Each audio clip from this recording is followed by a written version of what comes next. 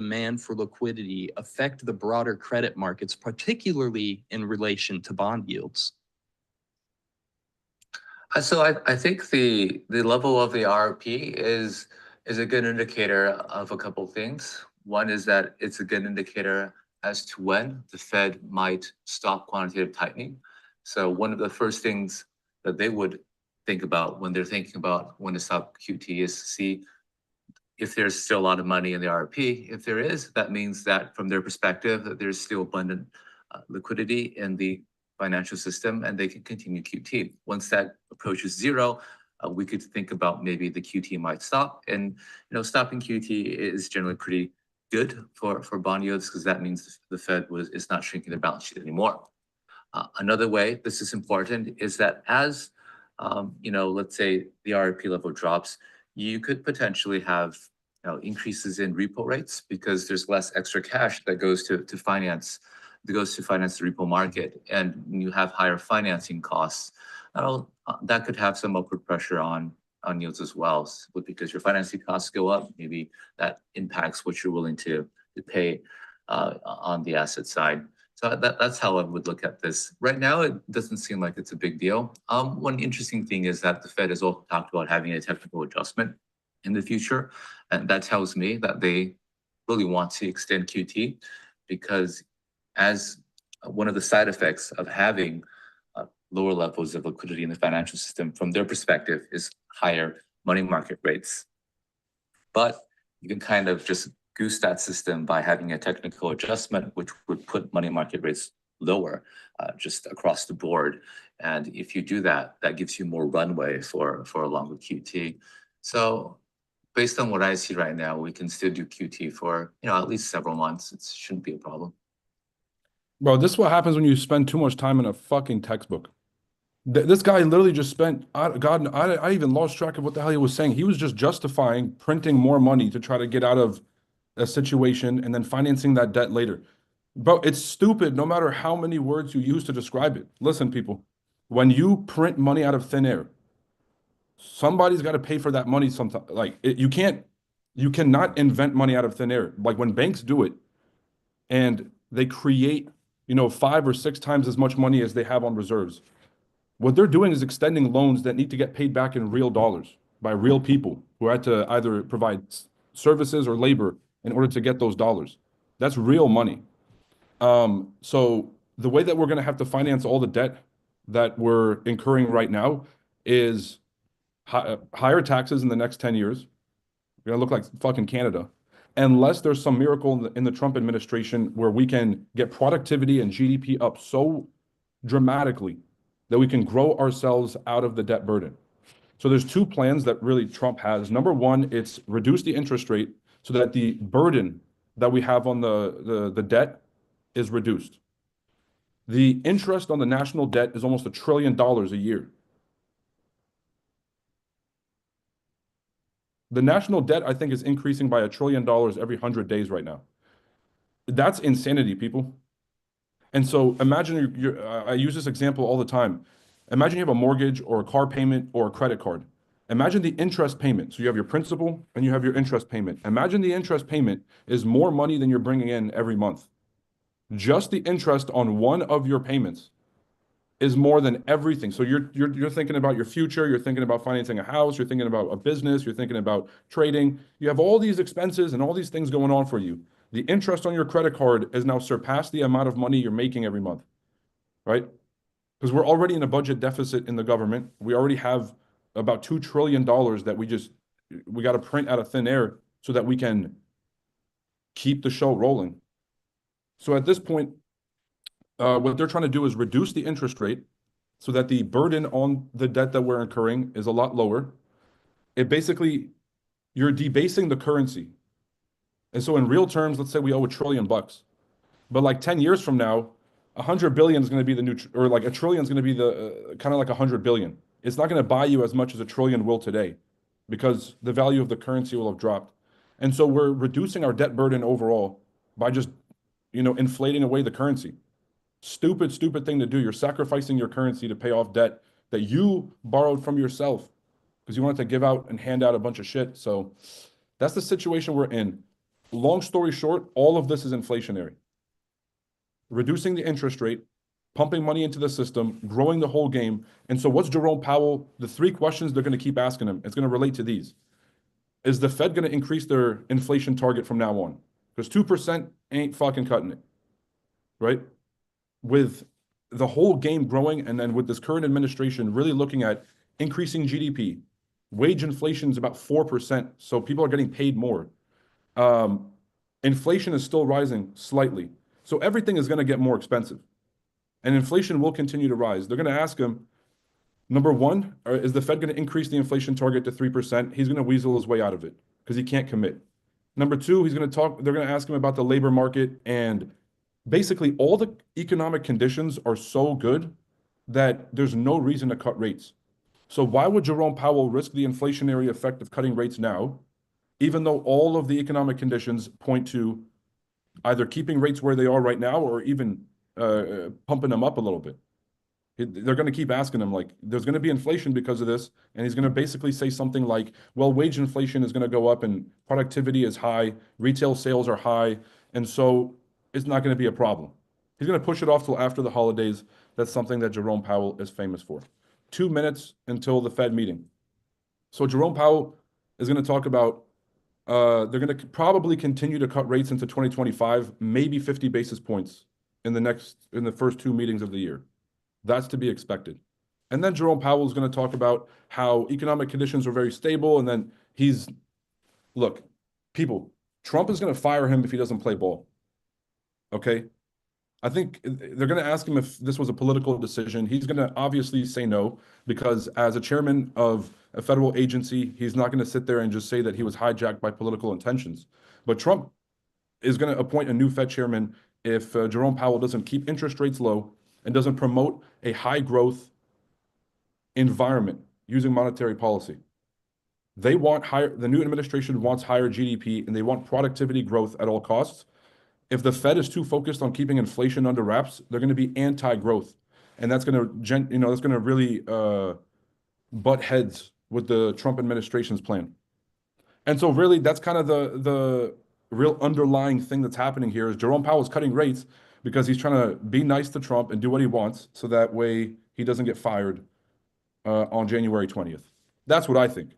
When they ask him about it, let's see how well he kind of talks himself out of that point. But I think we all know.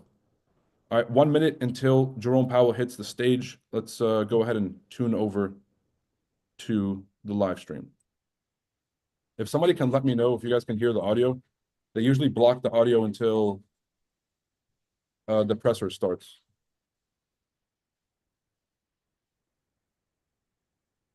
Yeah, I'm looking at NASDAQ here. Very good chance that we break through all these zones and then we have a massive recovery after. So I'm actually not going to be trading this FOMC. There's a lot of 2025 is the year of anything can happen. I called one of my favorite people to talk to during these times, Bob Elliott, senior economist, former economist for Bridgewater and Ray Dalio. And then I asked him a whole list of things, and I put this whole thing together about what's happening in the economy. I asked him a question. I said, what's going to happen in 2025? He said, fuck if I know. That was a quote. All right. That was off the record, so that's going to stay between us. And, I need you guys to keep that secret. Let's tune over to Jerome Powell and see what he says. Audio check, by the way. Good afternoon. My colleagues and I remain squarely focused on achieving our dual mandate goals of maximum employment and stable prices for the benefit of the American people, and has made significant progress toward our goals over the past 2 years. The labor market has cooled from its formerly overheated state and remains solid. Inflation has moved much closer to our 2% longer run goal. We're committed to maintaining our economy's strength by supporting maximum employment and returning inflation to our 2% goal. To that end, today, the Federal Open Market Committee decided to take another step in reducing the degree of policy restraint by lowering our policy interest rate by 1/4 percentage point. We also decided to continue to reduce our securities holdings. I'll have more to say about monetary policy after briefly reviewing economic developments. Recent indicators suggest that economic activity has continued to expand at a solid pace. GDP rose at an annual rate of 2.8% in the third quarter, about the same pace as in the second quarter. Growth of consumer spending has remained resilient, and investment in equipment and intangibles has strengthened. In contrast, activity in the housing sector has been weak. Overall, improving supply conditions have supported the strong performance of the U.S. economy over the past year. In our summary of economic projections, committee participants generally expect GDP growth to remain solid, with a median projection of about 2% over the next few years. In the labor market, conditions remain solid. Payroll job gains have slowed from earlier in the year, averaging 173,000 per month over the past 3 months. The unemployment rate is higher than it was a year ago, but at 4.2% in November, it has remained low. Nominal wage growth has eased over the past year, and the jobs to workers gap has narrowed. Overall, a broad set of indicators suggests that conditions in the labor market are now less tight than in 2019. The labor market is not a source of significant inflationary pressures. The median projection for the unemployment rate in the SEP is 4.2% at the end of this year and 4.3% over the next few years. Inflation has eased significantly over the past 2 years, but remains somewhat elevated relative to our 2% longer run goal. Estimates based on the Consumer Price Index and other data indicate that total PCE prices rose 2.5% over the 12 months ending in November, and that, excluding the volatile food and energy categories, core PCE prices rose 2.8%. Longer-term inflation expectations appear to remain well anchored, as reflected in a broad range of surveys of households, businesses, and forecasters, as well as measures from financial markets. The median projection in the SEP for total PCE inflation is 2.4% this year and 2.5% next year, somewhat higher than projected in September. Thereafter, the median projection falls to our 2% objective. Our monetary policy actions are guided by our dual mandate to promote maximum employment and stable prices for the American people. We see the risks to achieving our employment and inflation goals as being roughly in balance, and we are attentive to the risks on both sides of our mandate. At today's meeting, the committee decided to lower the target range for the federal funds rate by a 1/4 percentage point to 4.25% to 4.5%. We've been moving policy toward a more neutral setting in order to maintain the strength of the economy and the labor market, while enabling further progress on inflation. With today's action, we have lowered our policy rate by a full percentage point from its peak, and our policy stance is now significantly less restrictive.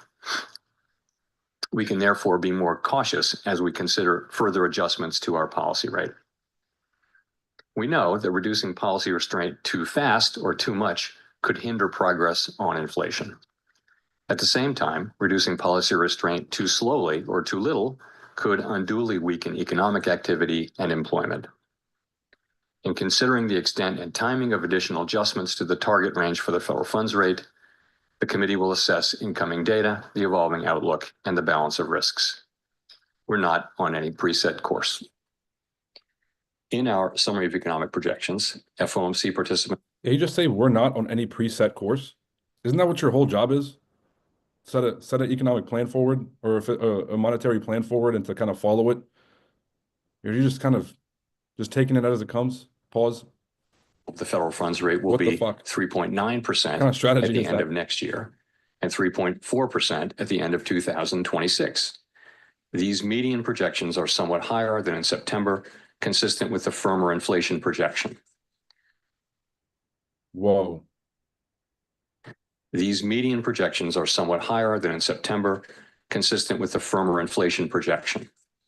These projections, however, are not a committee plan or decision. As the economy evolves, monetary policy will adjust in order to best promote our maximum employment and price stability goals. If the economy remains strong and inflation does not continue to move sustainably toward 2%, we can dial back policy restraint more slowly. If the labor market were to weaken unexpectedly, or inflation were to fall more quickly than anticipated, we can ease policy more quickly. Policy is well positioned to deal with the risks and uncertainties that we face in pursuing both sides of our dual mandate. On a technical note, we lowered the offering rate on our overnight reverse repo facility to align it with the bottom of the target range for the federal funds rate. It's typical configured rate policy.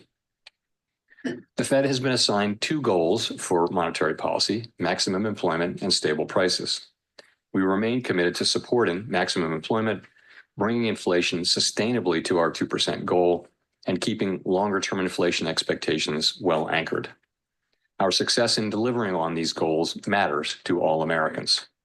We understand that our actions affect communities, families, and businesses across the country. Everything we do is in service to our public mission. We at the Fed will do everything we can to achieve our maximum employment and price stability goals.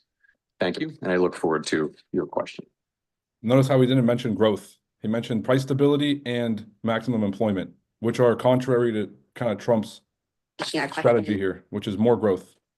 I wonder if you could talk a little bit about why officials think it's appropriate to cut rates at all in 2025 if inflation is expected to remain firm throughout the year.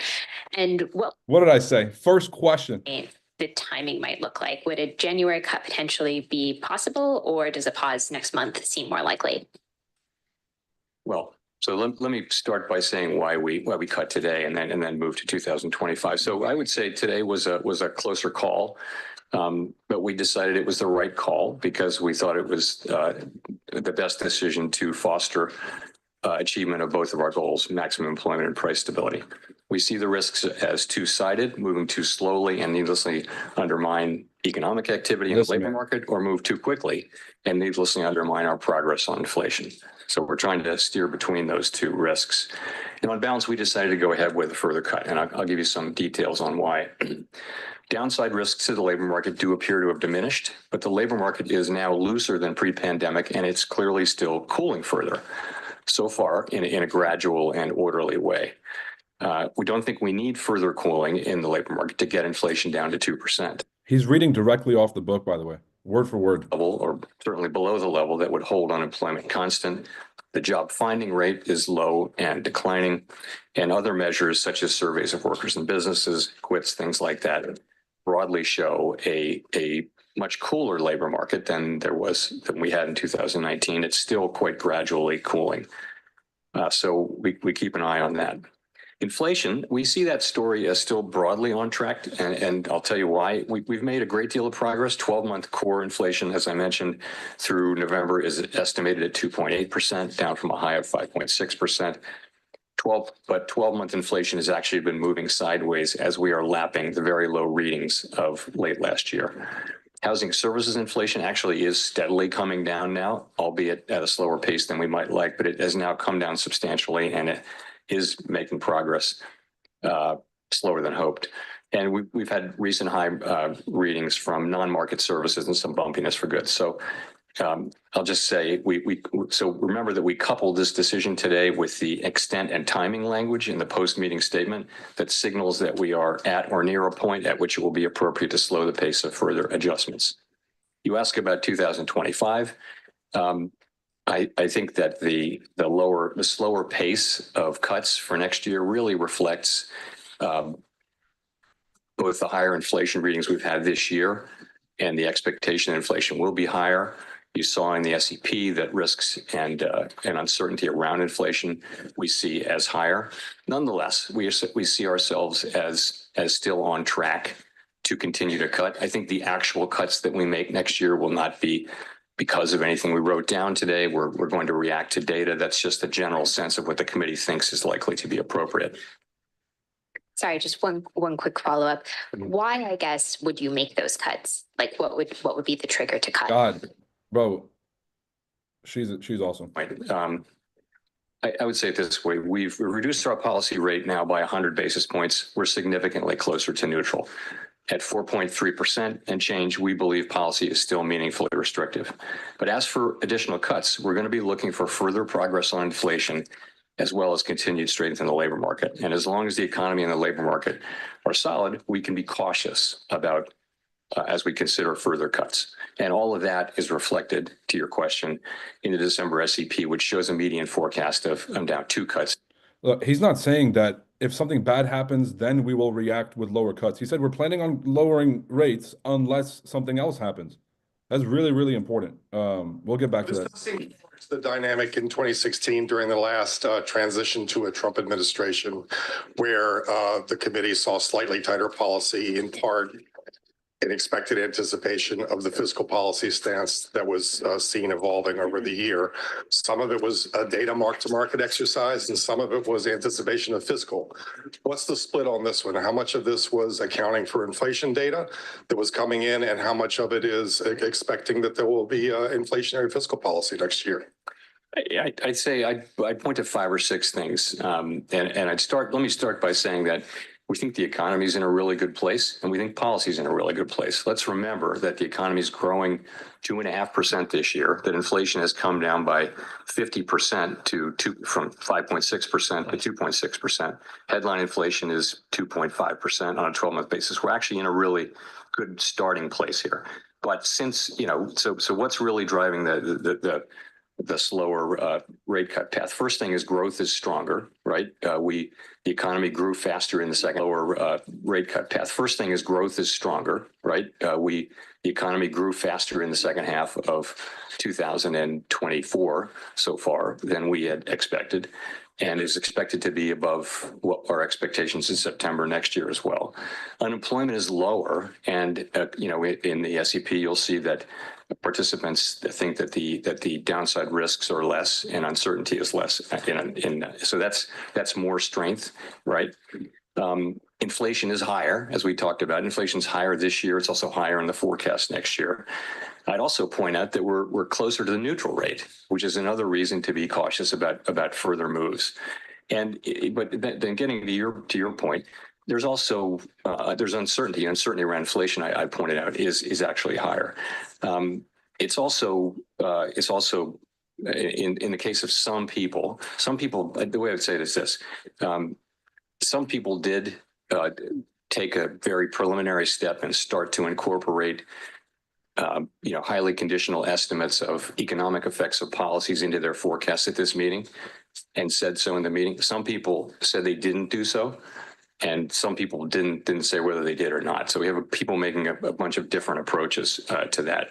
But some did identify policy uncertainty as one of the reasons for their writing down more uncertainty around inflation. The point about uncertainty is it's kind of common sense thinking that when the path is uncertain, you go a little bit slower. It's not unlike driving on a foggy night or walking into a dark room full of furniture. You just slow down. And so that may have affected some of the people. But as I said, there's a range of approaches on the committee. If I could follow up on that, you mentioned the risk and uncertainty indexes toward the back of the document. The upside risk to inflation jumped quite substantially. The only thing really that's happened, you mentioned that the disinflationary story remains intact, yet the risk weighting has jumped to the upside. The only real thing that's happened is November 5th in the meantime. Is it fair to say that that's what's driving the higher sense of upside risk on inflation? Actually, that's not the only thing that's happened. What's happened is that our forecasts for inflation for this year, I think, are 0.5 higher than they were in September. So you had 2 months of higher inflation in September and October. As I mentioned, November is back on track, but once again, we've had a year-end projection for inflation, and it's kind of fallen apart as we've approached the end of the year. So that is certainly a large factor in people's thinking. I can tell you that might be the single biggest factor is inflation has once again underperformed relative to expectations. It's still going to be between 2.5 and 3. It's way below where it was, but we really want to see progress on inflation as I mentioned, as we think about further cuts, we're going to be looking for progress on inflation. We have been moving sideways on 12-month inflation as the 12-month window moves. That's in part because inflation was very, very low measured in the fourth quarter of 2023. Nonetheless, as we go forward, we're going to want to be seeing further progress on bringing inflation down and keeping a solid labor market. Chris. Thank you, Christopher Gaber at Associated Press. Thanks for taking the question. In September 2018, the Fed staff in the Teal book discussed a policy of looking through any new tariffs as long as there were one-time increases and inflation expectations remained anchored. Could you comment on if that analysis remains effective and any other thinking on tariffs generally that you can share? So I do think that the September 2018 Teal book alternative simulations are a good place to start. I happen to have brought them here with me today. I'm sure you have them too. They're a good starting point. And I would just say, it's 6 years old analysis, but nonetheless, this is. If you do choose to scalp this, just understand I do see this thing dropping through all the zones. I think there's going to be a lot of people optimistic and positioned to the upside, and I think that this is going to grab a lot of liquidity. If you choose to get in, make sure that you see this as a scalp. Protect your positions as they run. But I do see a bearish correction throughout this news. I think it's going to kick out a lot of early buyers. And then eventually, of course, it's going to continue bullish. This is every single word that's come out of Jerome Powell's mouth has been inflationary. It's been hawkish, way more hawkish than anybody expected out of the Fed, especially with, how stable the current conditions are. So with inflation comes asset inflation, which comes a booming stock market, which comes a booming crypto market. And so I think that in the longer term, we're definitely going to be seeing a bullish continuation. But right now, I would not be surprised if we corrected probably the last 2, maybe 3 weeks of bullishness, right? So let's get back to the And just a quick follow. Given the recent bout of inflation that we've been through, with consumers seeing how prices can rise and businesses seeing that they can raise prices at least for some time, does that make it a little bit riskier to look through tariffs? I mean, do you feel you have to respond more quickly to inflation threats, given what we've seen in the past few years? So the main thing is, and this is also a point in these alternative simulations, is there are just many factors that go into how much tariffs will even go into consumer inflation. How persistent will that be? And so we just don't know. Wow, look at Bitcoin. That's intense. Let's see if this correction continues. If it does, it'd be a very good reason for why we take profits along the way. Just like Ali was saying earlier in the stream. Ali, you learned your lesson, man. That brought a tear to my eye. I don't know. Yeah, bro. I learned the very hard way. I wouldn't say that we know whether the last episode is or is not a good model for what happened. You pointed out we've just been through a period of high inflation. We've just gotten through that period. That's a difference. It was look at the dollar version of trade away from China to other countries. God damn. That's a 4-hour candle. Effects. I don't know. I just think we need to take our time, not wow, and make a very careful assessment, but only when we've actually seen what the policies are and how they're implemented. And we're just not at that stage. We're at the stage of doing what. I know I shouldn't be interrupting this. This is the last time I'll cut Jerome Powell off, but I just wanted to remind you guys that the super secret magnet indicator, undefeated, undisputed heavyweight champion of all indicators, does not miss. All 3 zones tapped. Come on now. And we're breaking. Now, are we going to come back down because they're going to basically debase the shit out of the dollar? Yes.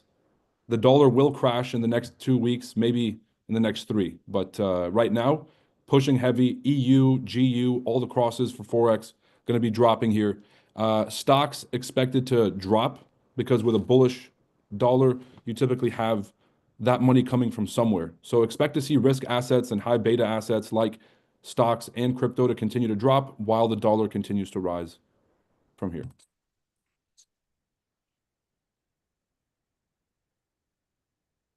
We have inflation coming down, core inflation coming down to 2.5 next year. That'd be significant progress. You see a slower path. I think that does take on board that we want to see real progress, but we'd be seeing meaningful progress to get inflation down to that level. That wouldn't be all the way to 2%, but it would be better than this year. This year will be 2.8 or 2.9. That would be meaningful. We also have to think about the labor market. And while we have the labor market forecast as being in good shape, we are also mindful that it is still out there very gradually cooling so far in an orderly, gradual way. But it's also something we need to keep our eye on. I guess if I could follow up, if somebody looked at these projections and also the insertion of the extent and timing language in the statement, which has been used at times in the past when the committee thinks maybe it's going to be on hold for a while, and they said, Bro, even XRP took the NASDAQ masterclass. Isn't that crazy? XRP USDT took the NASDAQ 100 masterclass because look at that 886 rejection. They even had the 78 false flag right here, but this is incredible. I wonder what score they got on the final exam. A point at which it would be appropriate to slow the pace of rate cuts. So extent, that just relates to how much further we can reduce our policy rate consistent with getting to a neutral stance. Clearly, that distance has shrunk by 100 basis points. So it's significantly smaller. So that's the extent question. And we're going to be looking for further progress on inflation as well as a strong labor market to make those cuts. Timing. So a side note, I'm not going to be live trading during the news. I'll probably trade maybe the last hour of the session, if that. But I'm going to paper trade this just to kind of track these zones. Make sure that you guys keep in mind scalp positions.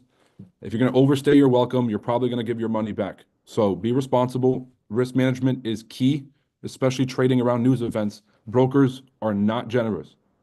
So be responsible. Be clear and confident about whatever trades you're taking. And I'm just going to be here paper trading this just to kind of do something on here on the side. See what the effects they will have. We'll have a much clearer picture, I think, when that happens. Mike. Michael McKee from Bloomberg Radio and Television. Even though you've cut rates by 100 basis points this year, we haven't seen much change in mortgages, auto loan rates, or credit card rates. You say you're significantly restrictive. Are you running a risk that the markets are fighting against you and the economy could be more at risk of a slowdown than you anticipate? So the rates that you talked about are really longer run rates, and they are affected to some extent by Fed policy, but they're also affected by many other things. And longer rates have actually gone up quite a bit since September, as you well know, and those are the things that drive, for example, mortgage rates more than short-term rates do. So we look at that, but we look at all financial conditions, and then we look at what's happening in the economy. So what we see happening in the economy, again, is, most forecasters have been calling for a slowdown in growth for a very long time, and it keeps not happening. So we're now well into another year of growth that looks like it might be 2.5%. Second and third quarters were right about at the same level. So the U.S. economy is just performing very, very well, substantially better than our global peer group. And there's no reason to think a downturn is any more likely than it usually is. So the outlook is pretty bright for our economy. We have to stay on task, though, and continue to have restrictive policies so that we can get inflation down to 2%. We're also going to be looking out for the labor market. We want to keep the labor market pretty close to where it is. We're pretty close to estimates of the natural rate of unemployment. Job creation is a little below the level that would keep it there, but nonetheless close. And so that's what our policy is trying to achieve. If I could follow up by asking about your formulation for beginning rate cuts included the phrase, we need to have confidence that inflation is moving down towards our target. Given the fact that you've raised your forecast for next year, do you have confidence or are you uncertain about the path of inflation going forward? So confidence was our test for raising rates. And, we made, look at the broader sweep. We've made just a great deal of progress. We're well into the twos in core inflation and around 2.5 or even lower than that. We have been for headline inflation. So I would say I'm confident that inflation has come down a great deal, and I'm confident in the story about why it's come down and why that portends well. And I'll tell you why. You do see with housing services inflation, which is one that we've really worried about, it really has come down now quite steadily at a slower pace than we thought, 2 years ago. But it's nonetheless steadily coming down as market rents, start to equilibrate better with new leases that turn over, not new tenants, but new leases. Market rents is new leases. So that's happening. That process is ongoing pretty much as we expect. Goods inflation, which is another big piece of it, has returned right to the range where it was before the pandemic. Just for some months this year, it kind of moved up in a bumpy way because of used cars and things like that. But we think overall that should generally be in the range it was in. That leaves non-housing service. Doesn't look like Nasdaq's going to make a pit stop here. Not even a retracement, not even a rejection. I think this thing is just going to plan on dropping through all the levels. We have a beautiful 3-drive pattern. 1, 2, 3. This is really at the very end of a big bullish run. You'll have some kind of reversal pattern. Typically, it'll do this, where it's just like grabbing liquidity. It's either a channel or a wedge. And then you'll have a correction all the way through. A lot of the money that's made on the upside kind of gets lost on the way back down. And then you have a continuation back to the upside. Now, regardless of that, at each area of support, we usually have some kind of minor rejection before we continue. This is one of those news events where I think there are so many people positioned long. The market's going to sweep and just grab liquidity all the way through. So if this trade doesn't work out, I'm probably going to pass on this one, even though I'm paper trading. Obviously, I made that executive choice. Glad I made that decision, honestly. But if it does cut, if this one violates, I'm not even going to entertain the second one, because if it's not going to respect any of the zones, there's no reason to keep forcing fib levels or support levels. Let it. It's like catching a knife while it's falling. Wait till it hits the fucking floor and then pick it up. A lot smarter than trying to catch the knife, getting cut slightly, and then trying to catch it again. All right. So let's see if this position ends up playing out. You can de-risk if it gets back above your entry, but for now, I think it'll probably end up breaking through. Or that is the case. By the way, Jerome Powell's really talking about cutting rates next year and not answering a lot of questions. Thank you. Colby Smith with the Financial Times. So the unemployment rate as of November, while still very low, is within spitting distance of the level that generated a lot of concern about the labor market over the summer in the lead up to the 50 basis point cut in September. Hiring has also narrowed to just a handful of sectors. But now the committee appears comfortable skipping cuts at upcoming meetings. So what has changed about the committee's assessment of the risks confronting the labor market? Is there just less concern now on that front? Or is it just about there being more upside risk to inflation that now needs to be accounted for? The unemployment rate is now the same as it was in July, 4.2%. It's moved up and down, but it's now the same as July. And job creation is lower than it has been, but it's been steady. It's not declining. It's steady at a level which, as I pointed out a couple of times, is actually below the level that would hold the unemployment rate constant, but it's not so far below. So you might, if we have the break-even level right, and if job creation continues at that level in the establishment survey, then you would get a 10th maybe every other month kind of thing. So gradually declining. We don't have that kind of precision in this. So but you're right, though. And I read out some of the reasons. We do think the labor market is still cooling by many measures, and we're watching that closely. It's not cooling in a quick or in a way that really raises concerns. I think, you pointed out, participants in the FOMC really thought that the risks and uncertainty had improved relative to the labor market. And it's because things have just gotten a little bit better. It doesn't, the unemployment rate flat and things like that. Nonetheless, we're watching it closely. If the idea, though, is that no additional kind of softening in the labor market is welcome here, what's to prevent that from happening if rates are still restrictive? So what I said is we don't think we need further softening to get to 2% inflation. That's what I'm saying. Not that it's not welcome. We don't need it. We don't think. If you had a situation where inflation is moving around by a 10th every few months, that's, we'd have to weigh that against the fact that inflation has in recent months been moving sideways in the 12-month window. And so we've got to weigh them both. And at this point, for a while there, we were only really focused, mainly focused on inflation. We've now gotten to a place where the risks of the two are we think are roughly in balance. Jesus and so that's how we think about it.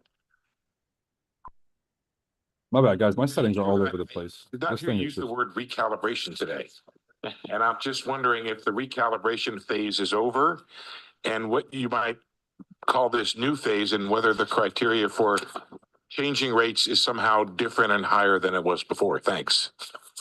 We're not renaming the phase yet, but we may get around to that. But no, I would say we are though in a new phase in the process, as I said. So, and that's just because we've reduced our policy rate by 100 basis points. We're significantly closer to neutral. We still think where we are is meaningfully restrictive. And I think from this point forward, it's appropriate to move cautiously and look for progress on inflation. We've done a lot to support economic activity. How is cutting 25 basis points when inflation's already under control, trying to get inflation under control and making inflation a priority? What is wrong with this guy? They just spent 30 minutes asking him the same question. This guy's like, well, we're trying to do everything we can to keep inflation as our top priority and keep it at the neutral rate. How the hell is cutting 25 basis points when inflation's already down? We have GDP rising at 4%, wage inflation's at 4%. Core PCE is about 4.2%. Are looking through some of the high numbers we've had in the recent inflation numbers. For example, cars being up maybe because of the hurricanes, eggs because of the avian flu, that kind of stuff, and then looking forward perhaps to housing inflation coming down. Tariffs cause supply chain disruptions. When supply is reduced and demand goes up, prices will go up.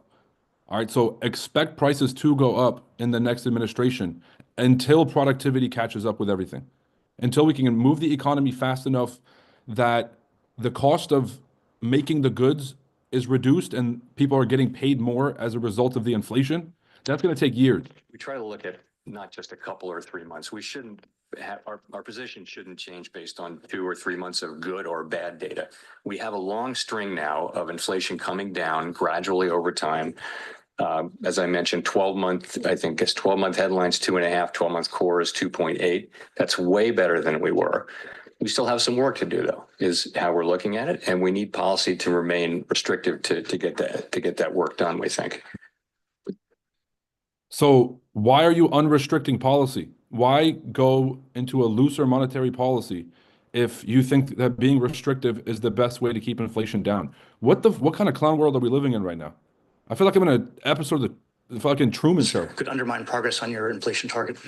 So we do look carefully at financial conditions. Of course, that's part of what we do. But, we really look carefully at is the performance of our goal variables and how are we affecting the economy. So what we've seen over the course of just take the last year, we've seen inflation, over the last couple of years come down a lot. We've seen the labor market cool off quite a bit. That suggests that our policy is restrictive. We can also look more directly at the parts of the economy that are affected by that are interest sensitive, like particularly housing. Housing activity is very low, and that's partly significantly because of our policy. So we think our policy is working, it's transmitting, and it's having the effect. There's that drop on our goal variables that we would want. Massive release. Do not try to catch the falling knife, y'all. I know that there's tons of zones. There's going to be a lot of support areas that are going to come up along the way. Let this thing bottom out, and then there's going to be a big rejection. Once we see that rejection start to come up, we can catch the retest. All right, you don't have to catch the bottom of the wick. You can allow the market to tell you what it's doing and what it's going to do, and then just wait patiently for the re-entry at a discounted price. All right?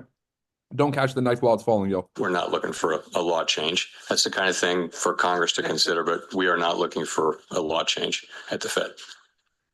Bitcoin down from the highs at 108,000, down all the way to 102 already, and dropping.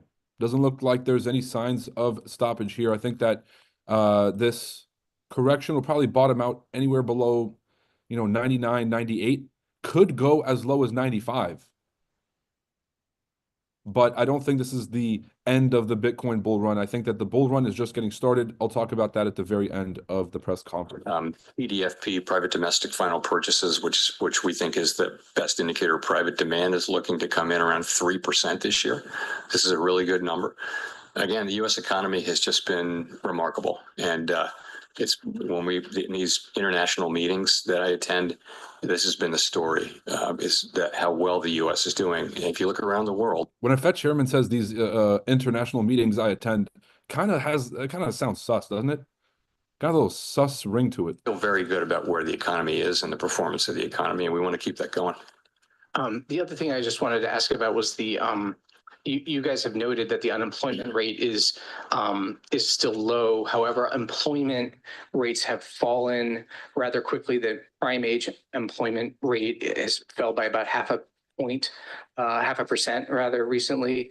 The question, I guess, is, do you think there's maybe more downside momentum in the labor market than the unemployment rate alone is signaling? I don't think so. No, I think overall, if you look at it, prime age participation is still very high.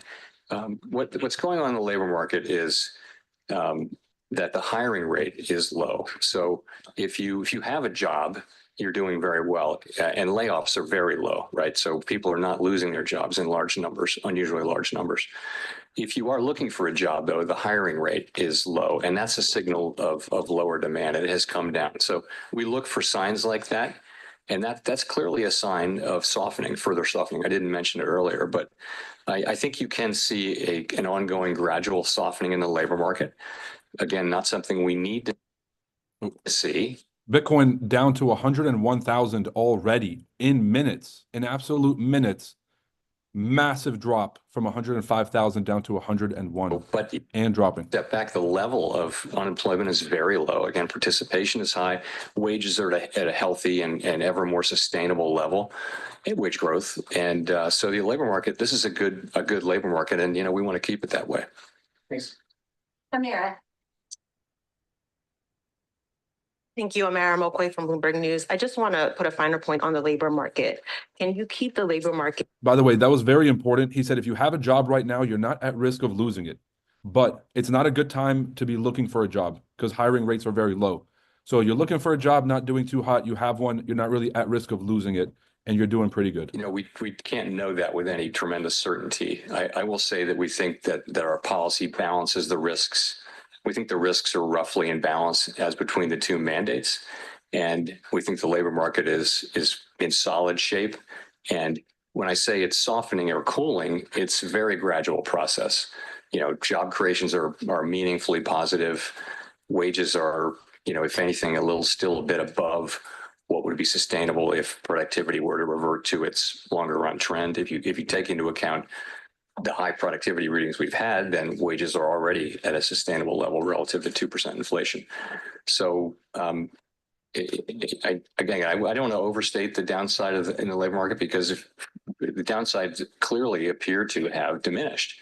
Nonetheless, it's one of our mandate goals, and we pay close attention to it, and it's worth noting that it is still gradually cooling, and in an orderly way. And that's how I would characterize it, and that's why we're paying careful attention. Elizabeth. Thanks so much, Chair Powell. Elizabeth Schulze from ABC News. As you've noted, the Fed is now forecasting higher inflation next year. High prices are still a burden for so many households right now. Why do you think it is that inflation is proving to be more stubborn than you'd expected? It breaks down into a long answer if you want, but it just has been a little bit more stubborn. I'll summarize it. They printed $17 trillion. And then when inflation was already at 6%, Joe Biden wanted to get political favor. And then he printed a $2 trillion omnibus bill and pushed it through Congress called the Inflation Reduction Act, ironically enough, which made inflation go up to 9%. Which caused the Fed to start raising rates. And so that's why inflation got so high, because when you print 33% of the total money supply in 2 years, you get inflation. Did 2.8% on a 12-month basis. So that's a pretty good outcome. Why hasn't it come down? One reason is that just a technical issue around the way we calculate housing services. And that process has been slower than market rents are showing up more slowly in that measure than we might have thought 2 years ago. So that's part of it. I think there are other parts of the story, but the What I think people are feeling right now is the effect of high prices, not high inflation. So we understand very well that prices went up by a great deal, and people really feel that. And it's prices of food and transportation and heating your. Did he just say we're not really looking at the impacts of high prices or high inflation? We're looking at high prices. That's the same fucking thing. At the same time. So now we have inflation itself is way down, but people are still feeling high prices. And that is really what people are feeling. The best we can do for them, and that's who we work for, is to get inflation back down to its target and keep it there so that people are earning, big real wage increases so that their wages are going up. Their compensation is going up faster than inflation year upon year upon year. And that's what will restore people's good feeling about the economy. That's what it will take, and that's what we're aiming for. And as we look ahead to next year, what do you see as the biggest challenge to the economy under the next administration? I feel very good about where the economy is. Honestly, I'm very optimistic about the economy, and we're in a really good place. Our policy's in a really good place. This is where he's trying to keep his job. Another good year next year. Edward. He said everything's great. Everything's looking great. I'm optimistic about next year. I love Trump. Please don't fire me. That's from Fox Business. So you say that we're closer to the neutral rate. What percent do you see and the committee believes, where is that neutral rate? So I'll say a couple of things. First of all, when we write, the thing we write down in the summary of economic projections is the longer run neutral rate, which is the neutral rate at a time when supply and demand are in balance, the full economy is in balance, and no shocks are hitting the economy. That is not where we are right now. So when we're making monetary policy at the Fed, that's not the question we're asking. So you can't do a straight read between those longer run numbers that we write down and what we think the appropriate policy should be. So basically, at any given time, various shocks are hitting the economy. And so what we're doing in real time is we're looking at our policy stance and we're looking at the way it's hitting the economy. And particularly, we look at the effects it's having as we try to move the economy toward maximum employment and price stability. And the answer can be, there are things that affect the economy that are lasting, but not permanent. And the ones that are permanent are the ones that would be in our star. The ones that could be lasting, but nonetheless go away over time, they could actually affect what's sort of technically the appropriate neutral stance in near term. So we're looking at that, and we don't know exactly where it is, but as I like to say, we know it by its works. And I think what we know for sure is that we're 100 basis points closer to it right now. There are many estimates of where that might be, and we know we're a lot closer to it. And I think we're in a good place, but I think from here, it's a new phase, and we're going to be, cautious about further cuts. But I think that the markets are looking for a little more clarity. I mean, I've heard estimates from 2.9% to 4%. I think the markets would like to see a little more clarity about a year out, 18 months out, as to where that goalpost, for lack of a better term, is, because at the moment it looks big. Yeah, I mean, honestly, there are countless models of what a neutral rate might be at any given time. There are empirical models, there are theoretical models, there are things that combine them, and they have as many different answers as you'd like. So there is no real certainty. And I mean, it's actually a good thing to know that we don't know exactly where it is. So you're not tempted to think, oh, I think this model or this estimate is right. You just have to be open to the empirical data that are coming in and also how it's affecting the outlook. And it's not made any easier by the fact that that our policy works with long and variable lags. Nonetheless, that is the job we have. And so I think it's appropriate for us now to proceed cautiously now that we're 100 basis points closer to neutral, and we'll do so. Meanwhile, the economy seems to be in good shape, and these cuts will certainly help to support economic activity and the labor market while we can still make progress on inflation because policy is still meaningfully restrictive. Victoria. Hi, Victoria Guida with Politico. I just wanted to make sure I understood what you were saying at the beginning about inflation. Are you saying that progress on core PCE counts as progress on inflation, even if headline inflation ticks up? And then also, since that's what's projected in the SEP, I was wondering what accounts for that? Why do you all see core PCE going down and potentially headline inflation ticking up? So, and as I imagine, the goal overall is headline inflation because that's what people experience. People don't experience core inflation; they experience inflation, and that includes food and energy costs. So that's the overall goal. But as we know, headline inflation contains energy and food, and those prices can fluctuate for reasons that are not related to tightness in the economy and therefore are not really good predictors of future inflation. So it turns out that core inflation is a better predictor of overall inflation than overall inflation is. So we look at core inflation because it's a better measure of what future inflation is likely to be because it's a better measure of what inflation pressures exist. So that's it's complicated, but People are asking, how far could NASDAQ go? We got a long way down. You know, we could make it all the way down to 21,000, which is about 500 points away, maybe even a bit lower, down to 20,900. So I understand there's going to be an inclination to want to buy the bottom of this correction, and I think that there is a chance here. Like if we look up at, let's say, the weekly time frame. You guys see this candlestick right here? Let me remove all the drawings. This candle right here, the bottom of that, there's a range. If you buy the bottom of that range, there is a possibility of some kind of like reaction there. You can scalp it.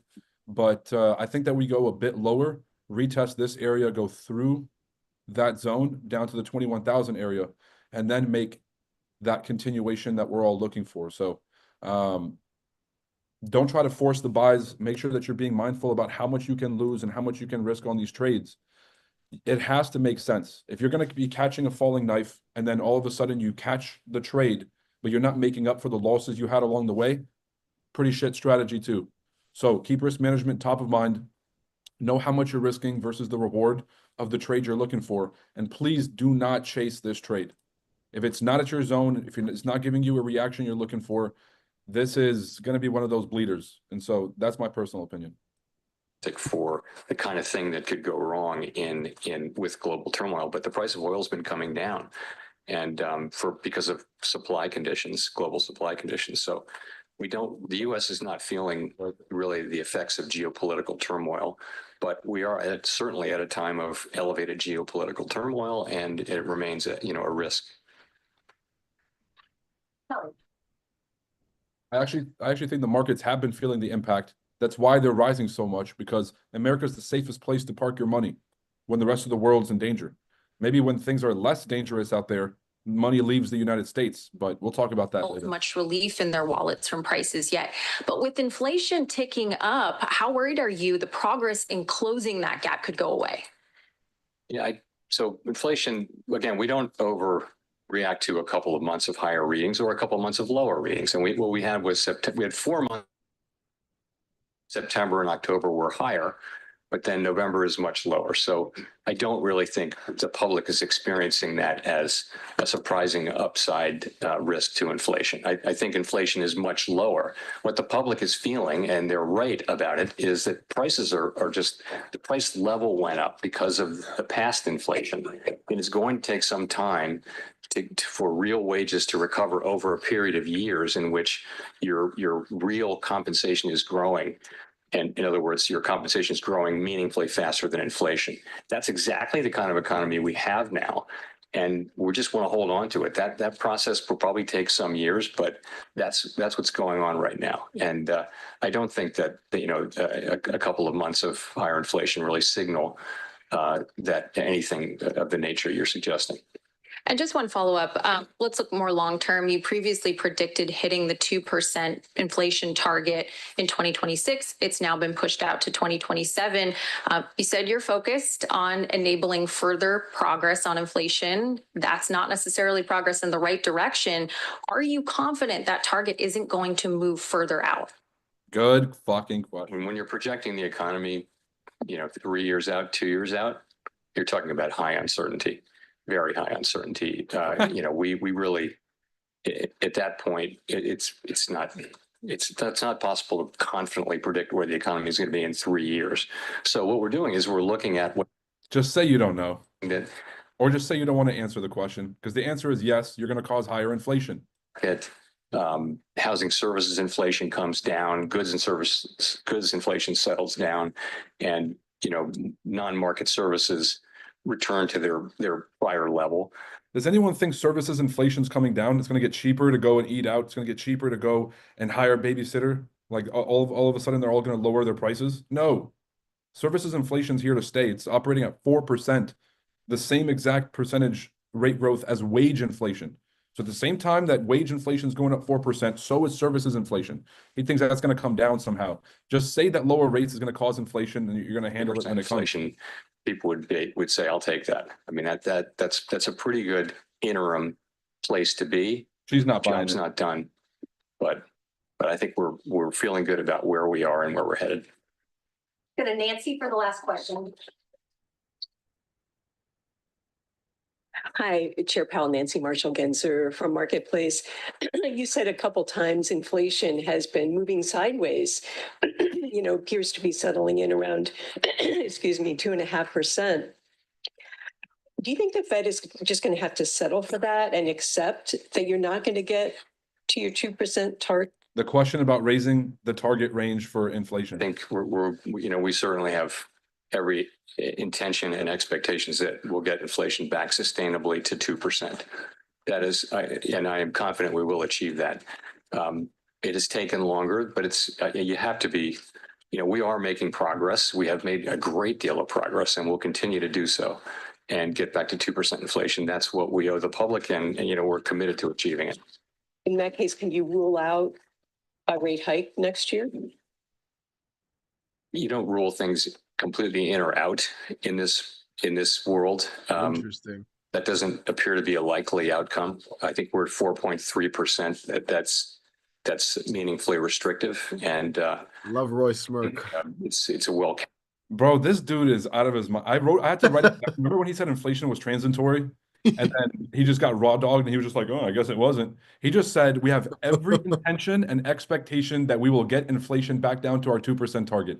When he eats those words next year or the year after, bro, I'm going to come back to this stream with that smile on my face. I'm going to do the side by side and say, out of his fucking mind. Yeah, okay, I wanted to ask you. So I can really do the rundown. But go ahead, Ali. I wanted to ask you, like, okay, so you know how you talked about the drop that you could see happening, right? Yes. Like that bigger.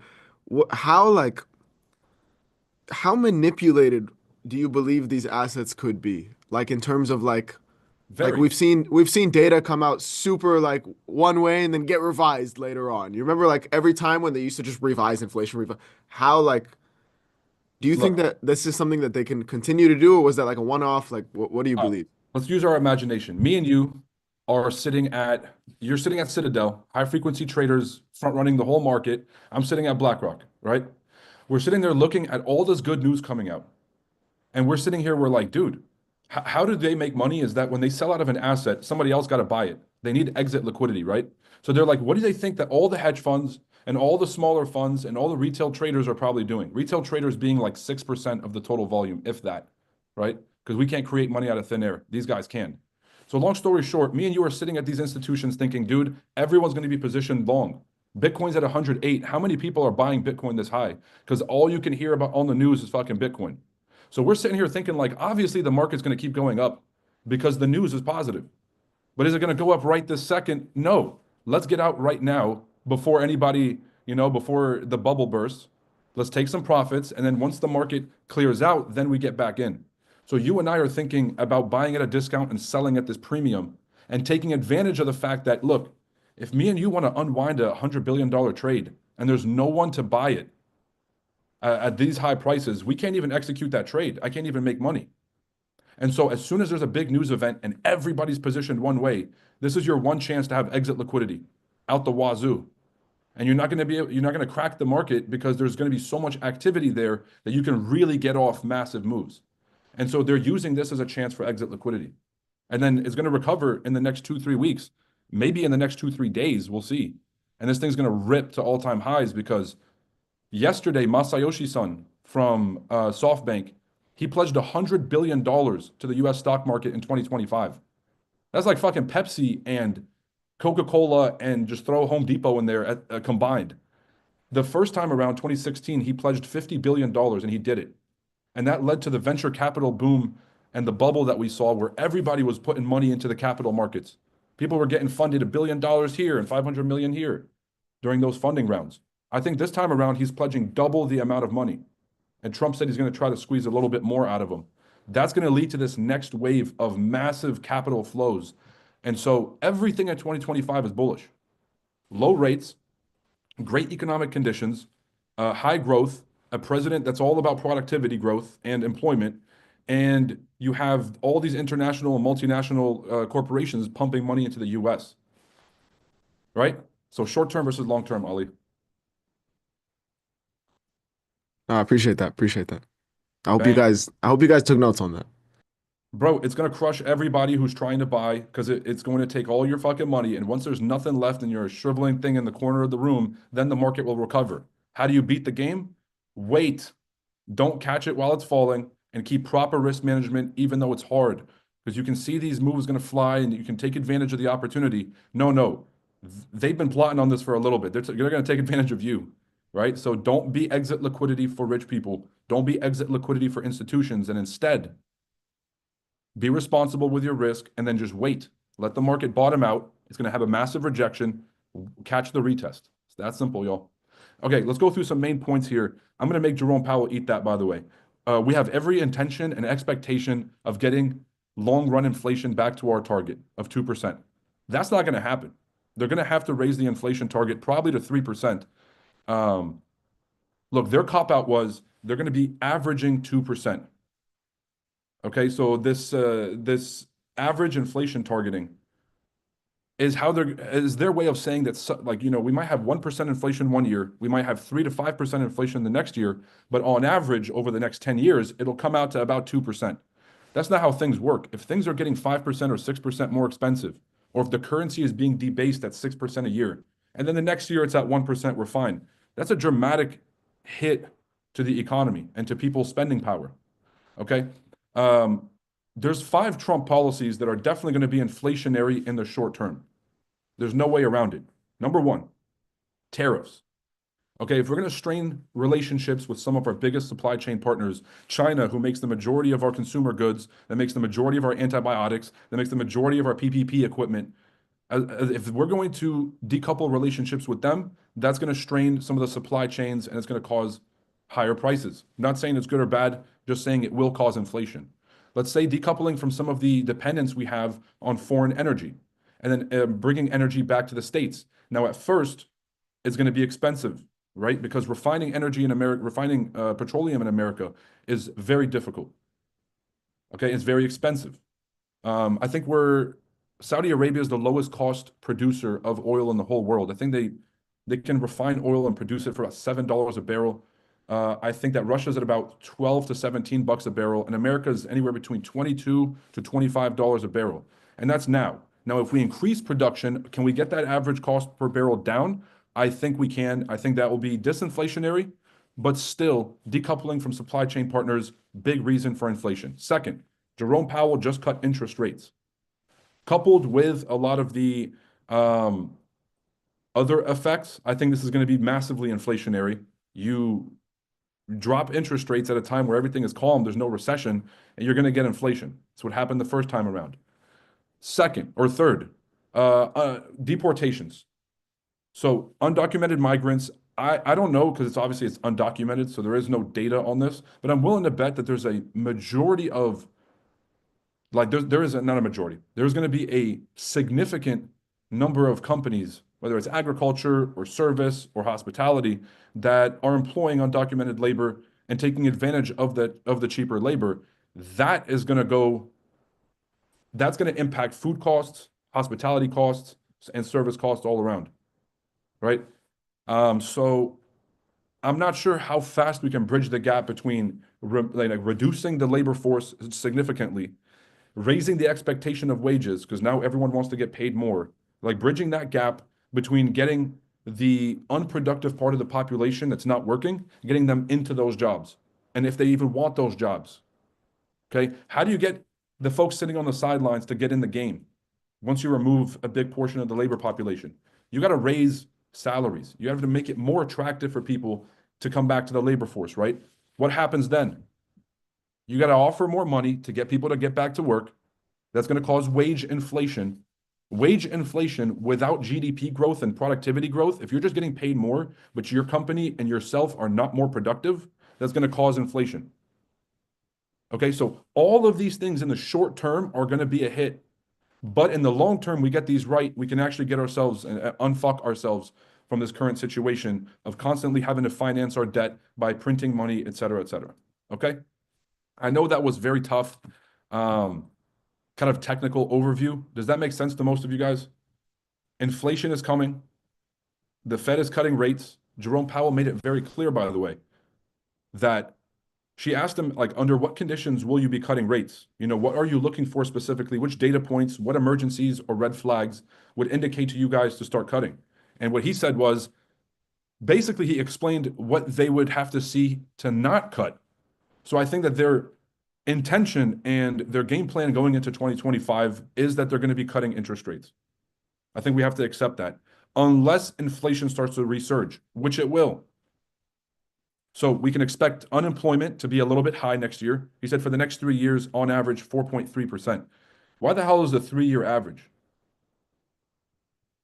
That's the only red flag that I heard the entire time, by the way. A 3-year average of 4.3 is not good at all. That means that we could have an unemployment rate of 5 to 6% this year, indicating a recession, or maybe the year after or the year after. But as long as the year after that is below 4%, it's going to average to 4.